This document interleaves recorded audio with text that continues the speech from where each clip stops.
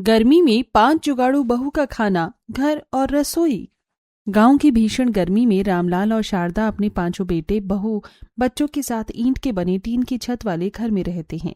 रसोई में 7 महीने की गर्भवती शिवानी अपनी देवरानी जेठानियों के साथ चूल्हे पर रोटियां सेक रही होती है। इस गर्मी में चूल्हे के सामने खड़े होकर खाना बनाना बहुत मुश्किल हो जाता है। सांस लेना तक भारी लग रहा है। रसोई में खाना बनाना तो ऐसा लगता है मानो उल्का पिंड पर सफर कर रहे हो। गर्मी से हालत खराब हो जाती है। रसोई में तो चूल्हे की आग की वजह से गर्मी होती है, पर हमारा घर ईंट का बना हुआ है और टीन से ढका हुआ है। इस घर में सूर्य की किरणें घर के अंदर आए या ना आए, लेकिन सूर्य की तपिश बाहर से ज्यादा घर के अंदर महसूस होती है। मैं तो शिवानी दीदी के बारे में सोचती हूँ, न जाने इतनी गर्मी में शिवानी दीदी की डिलीवरी कैसे होगी और शिवानी दीदी इतनी गर्मी बर्दाश्त कैसे करके रह रही हैं। मेरी तो हालत खराब हो जाती है। तकलीफ तो मुझे भी होती है, पर मेरी 4 बहनें हैं ना मेरा ख्याल रखने के लिए। 5 बहुएं पसीने में भीगी रोटी बनाकर रोटी और नमक मिर्च पूरे परिवार को परोसती हैं और निकिता बच्चों को अपने हाथ से खाना खिलाती है। सभी के चेहरे पसीने से भीगे होते हैं। मम्मी मम्मी बहुत गर्मी लग रही है, मुझसे इतनी गर्मी बर्दाश्त नहीं हो रही है। हाँ, मुझे भी बहुत गर्मी लग रही है। इस गर्मी ने तो ऐसा कहर बरसाया है, ऐसा लगता है हम सब घर में मोम की तरह पिघल जाएंगे।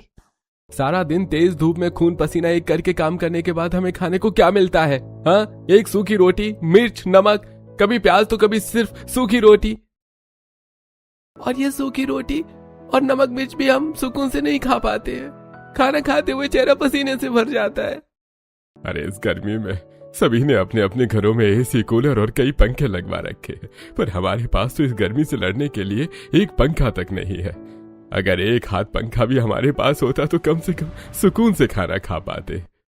जितनी देर खाना सामने रखकर बैठकर अपनी समस्याएं गिनेंगे, उतनी ही गर्मी लगेगी। इससे अच्छा है खाना खाकर आराम करो। पसीना पोंछते हुए पूरा परिवार सूखी रोटी और नमक मिर्च खाता है। ऐसे ही कुछ दिन बीतते हैं और एक दिन तेज धूप में 5 बहुएं जंगल से लकड़ियां लेकर आ रही होती हैं। ये सूरज ने तो मेरी सारी शक्ति खींच ली है। ऐसा लग रहा है शरीर में जान ही नहीं है। अर्पिता दीदी, मैं ठीक हूँ। मैं सोच रही हूँ किसी जुगाड़ से अपने परिवार के लिए कोई पंखा नहीं बनाया जा सकता क्या? पापा जी सही कह रहे थे, अगर एक पंखा होता तो खाते वक्त सभी सुकून से रोटी ही सही, लेकिन सुकून का निवाला तो गले से उतार पाते। हो क्यों नहीं सकता? जरूर हो सकता है, पर हमें सही जुगाड़ की जरूरत है जिससे आसानी से पंखा बनाया जा सके। 5 बहुएं जुगाड़ू पंखा बनाने की जुगाड़ के बारे में सोचने लगती हैं। तभी अर्पिता की नजर खजूर के पेड़ के नीचे गिरे लंबे लंबे खजूर के पत्तों पर पड़ती है। वो देखिए, खजूर की लंबी लंबी पत्ते, ये पट्टीदार नरम है। अगर इन्हें हम बुन लें तो एक बहुत अच्छा हाथ पंखा बनकर तैयार हो जाएगा। हाँ, ये जुगाड़ बहुत अच्छा है और खजूर के पेड़ के नीचे काफी पत्ते भी गिरे हुए हैं।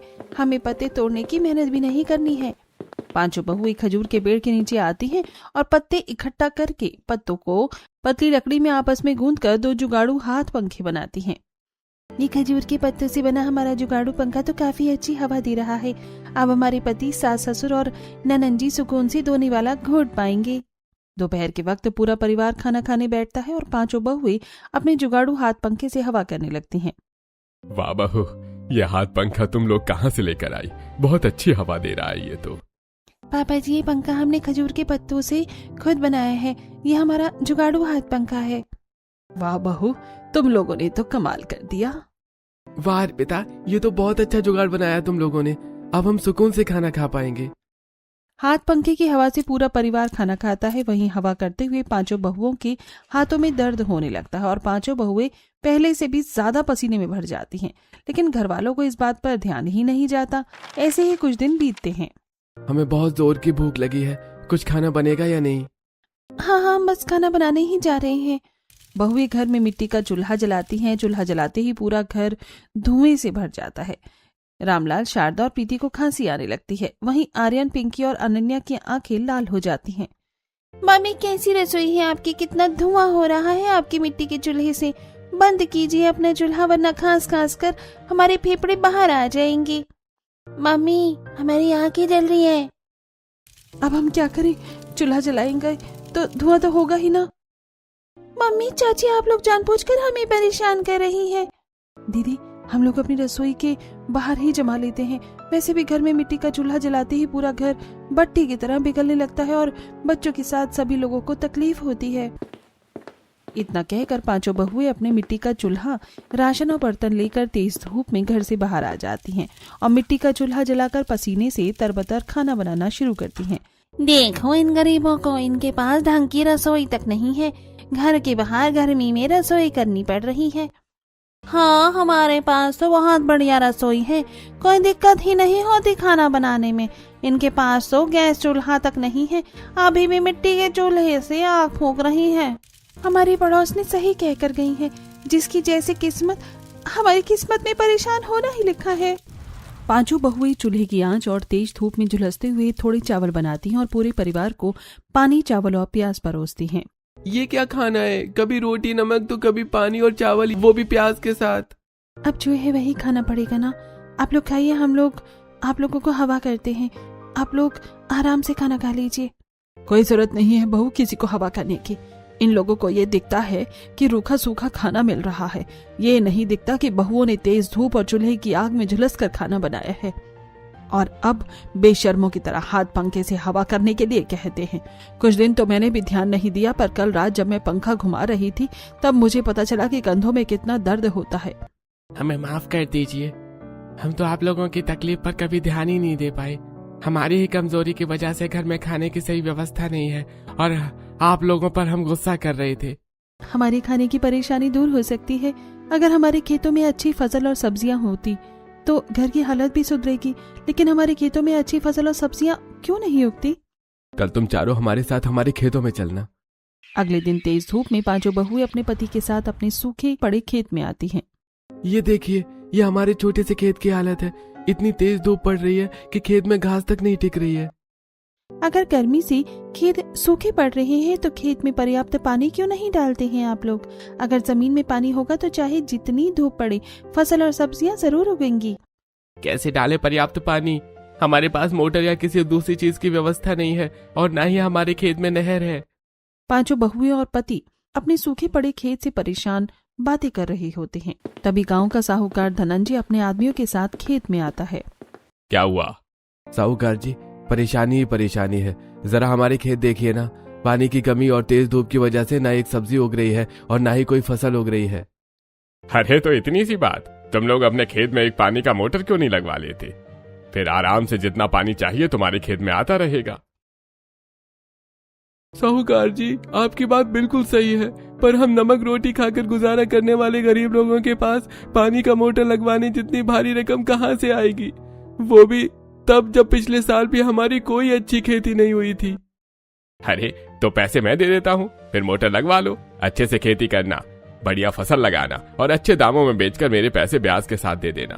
तुम गांव के लोग हो, तुमसे कम ब्याज लूंगा। धन्यवाद साहूकार जी, हम हमेशा आपके आभारी रहेंगे।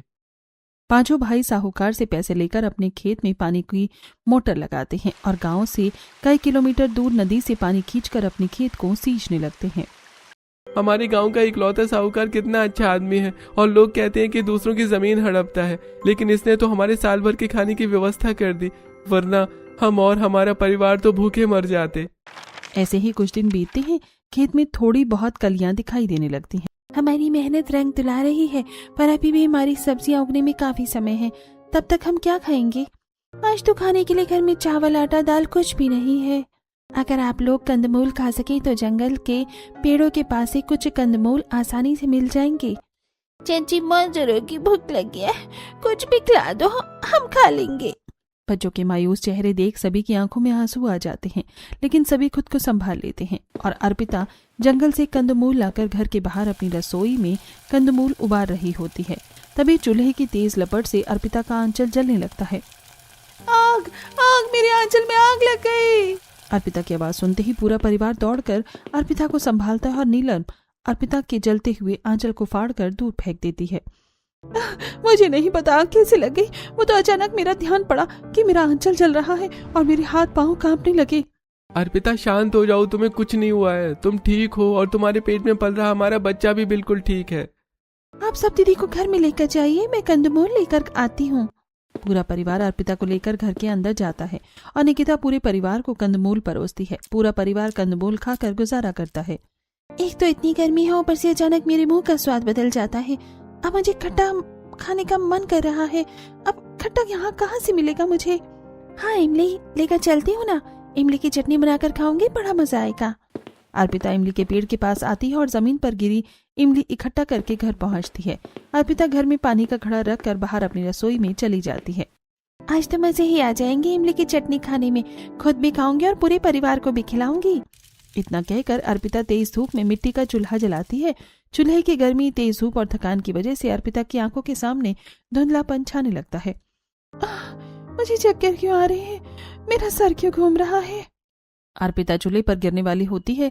तभी अरुण अर्पिता को पकड़ लेता है और बेहोश अर्पिता को घर के अंदर लेकर आता है। अरुण अर्पिता के चेहरे पर पानी की छींटे मारता है, जिसके बाद अर्पिता को होश आता है। अर्पिता, जब तुम्हारी तबीयत ठीक नहीं रहती तो क्या जरूरत है तुम्हें बार बार धूप में रसोई बनाने की? उस दिन तुम्हारे आंचल में आग लग गई थी और आज तुम बेहोश होकर चूल्हे पर गिरने वाली थी। चाहती क्या हो तुम? अरे बहू को क्यों डांटता है? बहू तो खाना ही बनाने गई थी। हम बहुओं को एक ऐसी रसोई भी नहीं दे पाते हैं जहां बहुएं अच्छे से खाना बना पाए। आप लोग खुद को दोषी क्यों ठहरा रहे हैं? माना हमारी रसोई में बहुत गर्मी लगती है, हम घर में या बाहर रसोई बनाते हैं, पर इसमें आपकी गलती थोड़ी ना है। अब बस हो गया बहुत रसोई में गर्मी से परेशान होना। मेरे पास अपनी ठंडी रसोई बनाने का एक बहुत अच्छा जुगाड़ है। अगर हम हरे बांस, हरी काई और मिट्टी का इस्तेमाल करके एक रसोई बनाएं जिसमें छोटी चिमनी भी बना दें तो पूरी रसोई में कहीं गर्मी का नाम निशान नहीं रहेगा। अगले दिन पांचों बहुएं अपने पांचों पति के साथ जंगल से ढेर सारे बांस, केले का एक खोखला तना, मिट्टी और काई लेकर अपने घर के बाहर इकट्ठा करती हैं। अब बताइए आप लोगों की ठंडी रसोई कैसे बनानी है? नहीं, हम बहुएं अपनी ठंडी रसोई खुद बनाएंगी, तब तक आप लोग घर में बैठिए। पांचों भाई घर में चले जाते हैं और बहुएं बांसों को जमीन में गाड़कर बेलों से बांधकर चार दीवारी बनाती हैं और उन्हें अंदर बाहर से मिट्टी से लीप देती हैं और फिर बांसों को बांधकर एक छत बनाती हैं जिसमें केले के पेड़ के खोखले तनों को मिट्टी में लीपकर चिमनी की तरह लगा देती हैं और अपनी पूरी रसोई को नदी की काई से ढक देती हैं। बन गई हमारी ठंडी रसोई। इतनी मेहनत करने के बाद भी इस ठंडी रसोई में हमें बिल्कुल गर्मी नहीं लग रही है। मैं सभी को हमारी ठंडी रसोई में बुला कर लाती हूँ। पांचों बहुएं पूरे परिवार को अपनी ठंडी रसोई में लेकर आती हैं। अरे वाह मम्मी, यहाँ तो बिल्कुल भी गर्मी नहीं लग रही है। बहुओं, अब तुम आराम से अपनी रसोई में खाना बना सकती हो। अब तुम्हें गर्मी का सामना नहीं करना पड़ेगा। मुझे घर में बहुत गर्मी लगती है। आपसे रात को भी मैं रसोई में ही सोऊंगी। अरे पगली, रसोई खाना बनाने के लिए है, सोने के लिए नहीं। बच्चों, एक बार हमारी अच्छी खेती हो जाने दो, फिर हम घर में पंखा लगवा लेंगे, तब हमें गर्मी नहीं लगेगी। फिलहाल आप सभी घर में जाइए, हम खाना बना कर लाते हैं। पांचों बहुएं अपनी ठंडी रसोई में मिट्टी का चूल्हा जलाती हैं। चूल्हे का सारा धुआं चिमनी से बाहर निकल जाता है, जिससे रसोई में ठंडक बनी रहती है। चूल्हे का धुआं तो हमारी रसोई में नहीं फैल रहा है, पर चूल्हे की आग की गर्मी को कम करने के लिए हम अपनी रसोई में छोटे छोटे पौधे भी लगाएंगे। हम चाहे जितनी ठंडी रसोई बना ले, पर हमारी रसोई में राशन कहाँ है? सिर्फ आधी मुट्ठी आटा बचा है, इसमें सबका पेट कैसे भरेगा? जो है वही बनाना पड़ेगा, हम सब इसी में मिल बांट कर खा लेंगे। पांचों बहुएं अपनी ठंडी रसोई में बचे हुए आटे से एक रोटी बनाती हैं और रोटी में नमक तेल लगाकर छोटे छोटे टुकड़े करके सभी को परोसती हैं। बहू, सिर्फ एक निवाला? आज सबको एक निवाला क्यों दिया है? हमारी रसोई का सारा राशन खत्म हो गया है, सिर्फ आधी मुट्ठी आटा बचा था, उसी में हमने एक रोटी बनाई है और सभी में बराबर बांट दिया है। पर एक निवाले में मेरा पेट कैसे भरेगा? आज आप लोग किसी तरह गुजारा कीजिए। साहूकार की मदद से हमारे खेतों में अच्छी फसल उग रही है। बहुत जल्द हम पेट भरकर खाना खाएंगे। बहुएं अपने हिस्से का निवाला बच्चों को खिला देती हैं। पूरा परिवार एक निवाला खाकर दिन बिताता है और वहीं पांचों भाई परिवार का पेट भरने के लिए खेत में कड़ी मेहनत करते हैं। तभी एक रात धनंजय अपने आदमियों के साथ पांचों भाइयों के खेत में मोटर के पास आता है। अरे धनंजय, अपना बुखार किसी को न दे और तुम्हें पैसे देकर खेत में मोटर बैठवाएगा। ये गलतफहमी तुमने कैसे पाल ली है? अब मैं इस मोटर को खराब कर दूंगा, जिससे ये खेती नहीं कर पाएंगे और मेरा कर्ज भी नहीं चुका पाएंगे, जिसके बदले मैं इनके खेत हड़प लूंगा और अगर बात पंचायत तक पहुंची तो इनके घर भी हड़प लूंगा। इतना कहकर धनंजय मोटर के अंदर पानी डाल देता है और फिर अपने आदमियों के साथ वहां से चला जाता है। अगले दिन पांचों भाई खेत में आते हैं और मोटर चालू करते ही मोटर जल जाती है। भैया, भैया ये मोटर तो चालू करते ही जल गई। ये भगवान, साहूकार से उधार पैसे लेकर हमने ये मोटर खरीदी थी और अभी 3 दिन भी नहीं हुए हैं, ये मोटर जल गई। हमारी ही गलती होगी, खेत सींचते हुए हमने ही मोटर में पानी डाल दिया होगा। भैया हमारे गांव का साहूकार बड़ा नेक आदमी है, उसने पहले भी हमारी मदद की थी, हम चलकर उससे बात करते हैं। पांचों भाई साहूकार के घर के बाहर जाकर साहूकार से मिलते हैं। अरे कहो क्या हुआ तुम्हें? साहूकार जी, हम आपके मोटर के पैसे नहीं दे पाएंगे, वो मोटर जल गई है। मोटर जल गई है तो उसमें मैं क्या करूं? मुझे तो मेरे पैसे चाहिए। अगर मेरे पैसे नहीं दोगे तो मैं तुम्हारा खेत हड़प लूंगा। नहीं नहीं साहूकार जी, ऐसा मत करिएगा, आप हमें दोबारा पैसे दे दीजिए, हम दूसरा मोटर लाएंगे और इस बार उसका अच्छे से ख्याल रखेंगे। अब मैं तुम्हें 1 फूटी कौड़ी नहीं दूंगा, तुम खानदानी भिखमंगों को अब मैं 1 रुपया नहीं दूंगा। किसने सिखाई है ये चोरी? सब समझता हूं मैं, तुम मुझसे मोटर के पैसे लेकर बेचकर अपना पेट भरना चाहते हो। अरे साहूकार जी, जुबान संभाल कर बात कीजिए, माना हम गरीब लोग हैं पर चोर नहीं हैं, और हमारे पिताजी के बारे में तो एक शब्द भी नहीं सुनेंगे। मुझसे ऊंची आवाज में बात करता है? आदमियों! साहूकार की गरज सुनते ही साहूकार के आदमी लाठी डंडे लेकर पांचों भाइयों पर टूट पड़ते हैं और लाठी डंडों से मारकर पांचों भाइयों को जख्मी कर देते हैं। गांव की फसल बिकने के बाद मैं अपने पैसे लेने आऊंगा। अगर तुमने मेरे पैसे दे दिए तो ठीक है, वरना तुम्हारा खेत मैं छीन लूंगा। पांचों भाई उदास और जख्मी हालत में अपने घर पहुंचते हैं। हे भगवान, तुम लोगों को इतनी चोट कैसे लगी है? क्या हुआ तुम लोगों के साथ? साहूकार के दिए पैसों से खरीदा हुआ मोटर जल गया। हम जब उससे थोड़ी मोहलत मांगने गए तो उसने पिताजी को अपशब्द कह दिए और हमारी आवाज कुछ ऊंची क्या हुई, उसने हमें अपने गुंडों से पिटवाया और धमकी दी कि गांव की फसल बिकने तक अगर हम उसके पैसे नहीं चुका पाए तो वो हमारी खेत हड़प लेगा। ऐसे कैसे हड़प लेगा? और उसकी हिम्मत कैसे हुई आप लोगों पर हाथ उठाने की? उसे तो मैं छोड़ूंगी नहीं। पर हम क्या करेंगे? मेरे पास एक जुगाड़ है, थोड़ा मुश्किल जरूर है पर हमारे खाने की समस्या का समाधान हो सकता है। हम कुल 9 लोग हैं, अगर हम एक डंडे में 2 बाल्टियां टांग कर नदी से पानी लाकर अपने खेतों को सींचे तो एक बार में 18 बाल्टी पानी आएगा। हम सब मिलकर मेहनत कर हमारे खाने की समस्या दूर कर सकते हैं। और हमारी ठंडी रसोई तो मिट्टी की है ही, हम अपनी रसोई में ही खाने के लिए सब्जियां उगाएंगे और खाना पकाएंगे भी। आप लोग खेतों में गेहूं और दाल उगाइए और मेरे पास नदी में धान उगाने का एक जुगाड़ है। अगर हम सब ये उगाएंगे तो हमारे खाने और साहूकार को पैसे देने की समस्या भी खत्म हो जाएगी। ठीक है, हम ऐसा ही करेंगे। अगले दिन गर्भवती शिवानी को छोड़कर चारों बहुएं और पांचों भाई डंडे में 2-2 बाल्टियां टांग कर तेज धूप में कई किलोमीटर दूर नदी से पानी लेकर आते हैं और अपने खेत में पानी डालना शुरू करते हैं। पतियों के चेहरे धूप से काले पड़ने लगते हैं, वहीं बहुओं का गोरा चिट्टा रंग लाल पड़ने लगता है। हमने जितना सोचा था ये उतना भी आसान नहीं है। कंधे और पांव दर्द से फटने लगे हैं और धूप से चक्कर आने लग रहा है।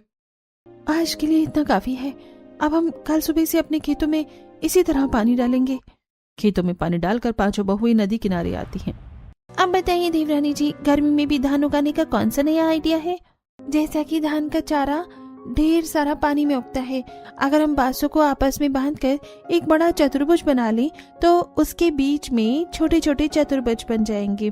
उन चतुर्भुजों में हम नारियल के खाली खोलों में या प्लास्टिक की खाली बोतलों में मिट्टी भरकर धान के बीज बो देंगे और उन्हें नदी में रख देंगे। बांस की वजह से मिट्टी भरे ये पात्र डूबेंगे भी नहीं और नीचे से नदी का पानी भी मिलता रहेगा। इससे हमारे चारे उग जाएंगे और फिर इसी तरह हम अपने धान भी उगा लेंगे।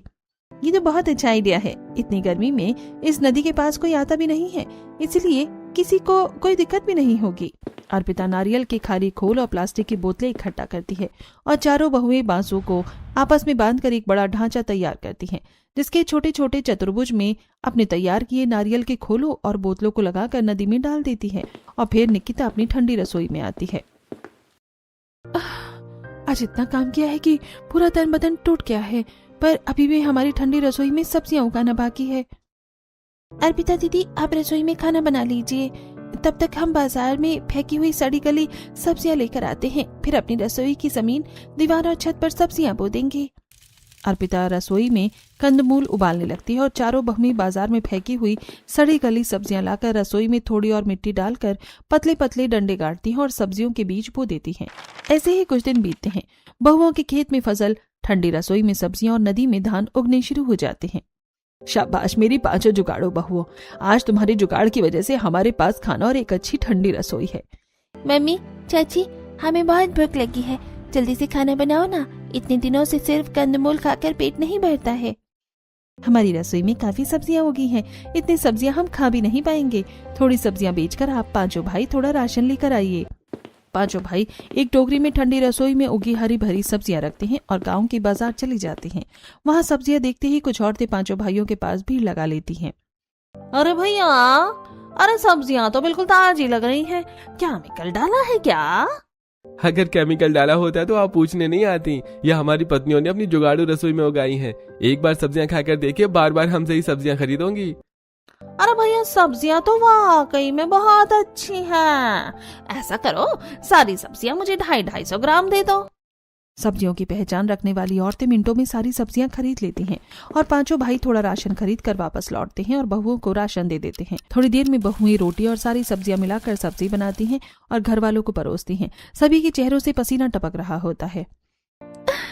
मुझे बहुत गर्मी लग रही है, मैं इतनी गर्मी में खाना कैसे खाऊंगी? बहू, तुम्हारे जुगाड़ से हमें इतना अच्छा खाना तो मिला, पर हमारे पास इस ईंट और टीन के घर में इतनी गर्मी हो रही है कि हम अभी भी अच्छा खाना पेट भरकर सही से नहीं खा पा रहे हैं।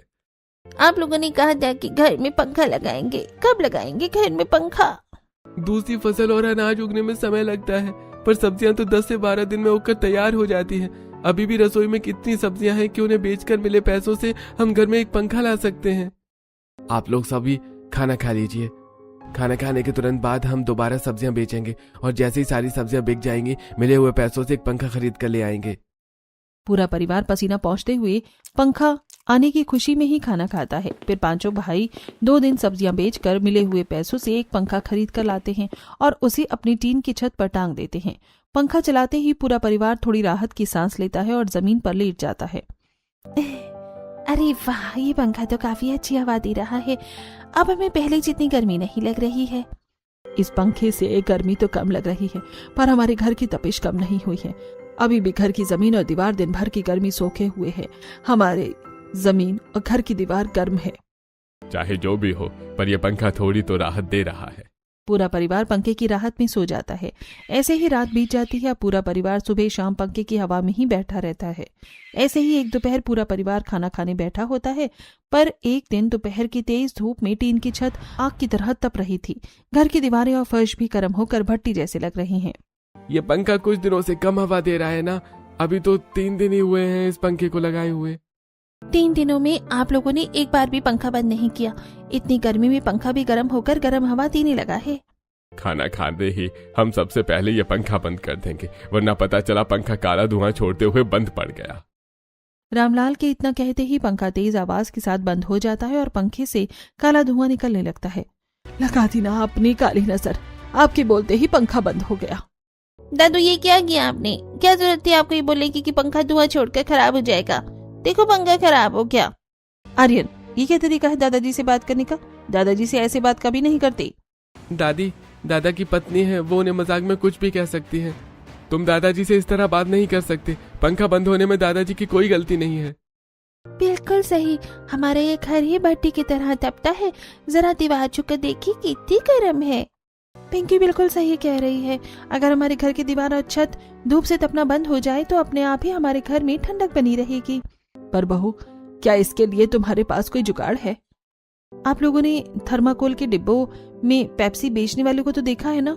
उनके थर्माकोल में तेज धूप में बर्फ भी जमी रहती है और पेप्सी ठंडी रहती है। अगर हम अपने घर की दीवारों को बाहर से थर्माकोल से ढक दें और जिस तरह पानी की टंकियों में सादा चूना लगाकर उन्हें ठंडा रखा जाता है, उसी तरह अपने घर के अंदर की दीवारों को सादे चूने से रंग दें तो शायद कुछ काम बन सकता है। दीदी, कोशिश करने में क्या जाता है? थर्माकोल तो हमें गांव के बाहर कचरे में मिल ही जाएगा। गांव के सभी रईसों ने अपने घर में लगवाए कूलर और एसी के थर्माकोल वहीं फेंके होंगे। और चूना तो हमें पहाड़ के चूना पत्थर से मिल जाएगा। शिवानी और निकिता गांव की कचरा फेंकने वाली जगह पर जाती हैं और एक बोरे में ढेर सारा थर्माकोल भरने लगती हैं और दूसरी तरफ नीलम और मीनाक्षी गांव के पहाड़ के पास आकर एक बोरे में ढेर सारा चूना पत्थर इकट्ठा करने लगती हैं। फिर सभी बहुएं अपने अपने बोरे लेकर घर लौटती हैं। पहले हम चारों बहुएं अपने घर की चारों दीवारों को बाहर से चूने से रंग देती हैं और उन पर थर्माकोल लगा देंगी। गीले चूने में थर्माकोल अच्छे से चिपक जाएगा। अरे सारा काम आप लोग ही कर लेंगे तो मैं क्या करूंगी? मुझे भी कुछ करना है। अर्पिता, तुम गर्भवती हो, तुम जाकर आराम करो, ये काम हम कर लेंगे। नहीं, मैं जा रही हूँ मिट्टी और काई इकट्ठा करने। अपने टीन की छत पर मैं मिट्टी और ढेर सारी काई डाल दूंगी, जिससे हमारी टीन की छत पर काई जम जाएगी और हमारी छत भी ठंडी हो जाएगी। अर्पिता और अरुण मिट्टी और काई लेने निकल जाते हैं। वहीं चारों बहुएं अपने घर की चारों दीवारों को चूने से रंगती हैं और उन पर थर्माकोल लगा देती हैं। फिर चारों बहुएं घर के अंदर की दीवारों को भी चूने से रंग देती हैं। तब तक अरुण और अर्पिता भी आ जाते हैं और घर की छत पर ढेर सारी मिट्टी और काई फैलाकर घर में आती हैं। अरे वाह, अब हमारा घर पहले जैसा गर्म नहीं है, घर में कितनी ठंडक है। हमारा जुगाड़ सफल रहा। अब हमारे पास ठंडा घर, ठंडी रसोई और अच्छा खाना भी है। कुछ ही दिनों में छत पर काई पूरी तरह जम जाएगी, जिससे हमारा घर और भी ठंडा हो जाएगा। आज तो पूरा परिवार पेट भर कर खाना खाएगा। पांचों बहुएं अपनी ठंडी रसोई में आती हैं और रसोई की सब्जियां तोड़कर सब्जी बनाने लगती हैं। वहीं नीलम और मीनाक्षी खेत में जाकर उगे हुए धान में से थोड़ा धान निकालती हैं। निकिता और शिवानी नदी किनारे जाकर अपने उगे हुए धान में से थोड़ा धान निकालती हैं। फिर पांचों बहुएं अपनी रसोई में आकर आटा और चावल तैयार करती हैं। आज तो पूरा परिवार पेट भरकर खाना खाएगा और अच्छी नींद भी लेगा। पांचों बहुएं बढ़िया खाना बनाती हैं और पूरे परिवार को परोसती हैं। ठंडे घर में बिना पसीना टपकाए सभी आराम से खाना खा रहे होते हैं। वाह बहुओं, क्या खाना बनाया है। तुम्हारे जुगाड़ से बने इस ठंडे घर में खाना खाने का मजा दोगुना हो गया है। आज तो ये तीनों बच्चे पेट भरकर खाना खाएंगे और भरपेट सोएंगे। आज बच्चे ही नहीं, हम भी पेट भरकर खाना खाएंगे और पूरा परिवार आराम से सोएगा। पूरा परिवार हंसी मजाक करते हुए खाना खा रहा होता है। वहीं पांचों बहुओं के जुगाड़ू घर और ठंडी रसोई के पास से धनंजय अपने एक अंग्रेज डीलर सुबेशको के साथ गुजर रहा होता है। धनंजय जी, ये कैसा घर बना हुआ है यहाँ? पूरे घर में इतनी गर्मी है, पर इस घर के पास तो काफी ठंडक है। अरे ये तो उन पांचों भाइयों का घर है। इन्होंने अपने घर पर ये क्या करामात कर रखी है। लगता है ये कोई टेक्नोलॉजी है। अगर मैं ये घर इनसे खरीद लूं, तो इस टेक्नोलॉजी पर रिसर्च कर पाऊंगा और फिर अपने देश में इसे बेचूंगा। ये जापान से मंगाई गई बहुत महंगी टेक्नोलॉजी है, इसके बारे में किसी को नहीं पता है। धनंजय जी, मुझे ये घर चाहिए। इसके बदले में जितने पैसे लगेंगे मैं देने को तैयार हूँ। अरे फिर तो ये घर कुछ ही दिनों में मैं आपको दे दूंगा। ऐसे ही दिन बीत जाता है। अगले दिन धनंजय अपने गुंडों के साथ पांचों बहुओं के ठंडे घर में घुस आता है। तुम पांचों मेरे पैसे दो। साहूकार जी, आपने तो गांव की फसल बिकने तक की मोहलत दी थी। हमारी बहुत अच्छी फसल होगी, गांव की फसल बिकने दीजिए, हम आपके पैसे दे देंगे। इन्होंने अपने खेत में फसल कैसे उगा ली। लगता है वहां भी कुछ जुगाड़ किया है, देखना पड़ेगा। पर पहले इसे घर तो खाली करवा लूं। नहीं, मुझे अभी और इसी वक्त पैसे चाहिए। अगर पैसे नहीं दोगे तो घर खाली करो। दम है तो घर खाली करवा के दिखा। जब तेरी मोहल्लत अभी खत्म नहीं हुई है तो तू यहाँ पैसे मांगने आया क्यों है? तूने हमारे पतियों को पिटवा कर अच्छा नहीं किया। चला जा यहाँ से, वरना गरम पलटे से तेरा मुंह जला दूंगी। मैंने इसके पतियों को पिटवाया था, इसलिए ये पांचों बहुएं बहुत गुस्से में हैं। अपने आदमियों से इन बहुओं को पिटवा भी नहीं सकता, वरना पूरा गांव मिलकर मुझे मारेगा। पहले इनके खेत जाकर देखता हूँ इन्होंने किया क्या है। धनंजय चुपचाप घर से निकल जाता है और अपने आदमियों के साथ पांचों बहुओं के खेत पहुंचता है। पांचों बहुओं ने अपनी फसल को धूप से बचाने के लिए केले के पत्तों की छावनी बनाई हुई थी, जिसमें छोटे छोटे छेद होते हैं, जिससे थोड़ी धूप सी भी अंदर आ रही होती है। ये पांचों बहुएं तो बड़ी जुगाड़ू हैं। खेत को धूप से बचा भी लिया और खेत में धूप लग भी रही है। अब इनसे घर और खेत कैसे छीनूंगा। ये तो फसल बेचकर मुझे पैसे दे देंगी। ऐसे ही कुछ दिन बीतता है और एक रात धनंजय अपने आदमियों के साथ एक पोटली लेकर आता है। इन्हें क्या लगता है, ये अगर जुगाड़ करके अपनी फसल उगा लेंगे तो अपने खेत और घर को मुझसे बचा लेंगे। ऐसे में होने नहीं दूंगा। इतना कहकर धनंजय अपने साथ लाई पोटली खोलता है, जिसमें ढेर सारे टिड्डे निकलकर पूरे खेत में हमला बोल देते हैं। तभी जल्दी मशाले लेकर खेत में पहुंच जाते हैं। पांचों बहुओं के साथ पूरा परिवार और गांव के सरपंच हरिशंकर भी आता है। भागो टिड्डे, यहाँ से भागो, ये हमारा खेत है। भागो भागो भागो। पांचों बहुओं की तेज आवाज और जलती मशालों से सारे टिड्डे बिना एक दाना खाए भाग जाते हैं और पांचों भाई दौड़कर धनंजय को धर दबोचते हैं। अरे धनंजय, तू गांव का सबसे बड़ा साहूकार है, इसके बावजूद तो इन गरीबों के खेत को बर्बाद करना चाहता था। अरे पहले मुझे ये बताओ, तुम लोग यहाँ अचानक कैसे आए? तू अपने आदमियों के साथ हमारे घर आया था, उसके बाद भी बिना झगड़े वापस चला गया। तभी हमें शक हो गया था और हमने तेरा पीछा किया। मैं रात में इनके खेत में टिड्डे छोड़ दूंगा। टिड्डे इनकी सारी फसल खा जाएंगे और ये मेरा पैसा नहीं चुका पाएंगे। अगले दिन मैं इनके घर और खेत पर कब्जा कर लूंगा और उस अंग्रेज को बेच दूंगा। अच्छा, तो ये हमारे खेतों को खराब करके किसी अंग्रेज को बेचना चाहता है। ये बात अभी सरपंच जी को बताती हूँ। पांचों बहुएं गांव के सरपंच हरिशंकर के पास आती हैं और उन्हें सारी सच्चाई बताती हैं। सरपंच जी, अगर उस धनंजय को रंगे हाथ पकड़ना है तो रात में हमें घात लगाकर बैठना पड़ेगा। मेरी सच्चाई सारी जानने के बाद भी तुम लोग मेरा कुछ नहीं बिगाड़ सकते। मैं गांव का सबसे बड़ा साहूकार हूँ। अगर तुमने मुझे कुछ भी किया तो पूरे गांव के किसान बर्बाद हो जाएंगे। अरे हम तेरा कुछ नहीं बिगाड़ सकते, पर कानून तेरा बहुत कुछ बिगाड़ सकता है। रही बात तेरे सबसे बड़े साहूकार होने की, तो उसकी चिंता तू मत कर। तेरे से भी बड़े बड़े साहूकार के साथ उठना बैठना है मेरा। गांव के किसान उनसे अपनी सब्जियां और अनाज बेचेंगे। आज हमारी पांचों बहुएं जुगाड़ू बहुओं की वजह से हमारे पास ये ठंडी रसोई, ठंडा घर और हमारा खाना भी बच गया, वरना आज हम पूरी तरह से बर्बाद हो जाते। पूरे गांव में पांचों बहुओं का नाम हो जाता है। बहुओं के जुगाड़ को लोग एक हाई टेक्नोलॉजी कहकर महंगे दामों में खरीदते हैं। बहुएं मिले हुए पैसों से गांव भर के किसानों का अनाज खरीदती हैं और शहर में अच्छे दामों में बेचकर और पैसे कमाती हैं। इसी तरह पूरा परिवार हंसी खुशी अपना जीवन बिताने लगता है।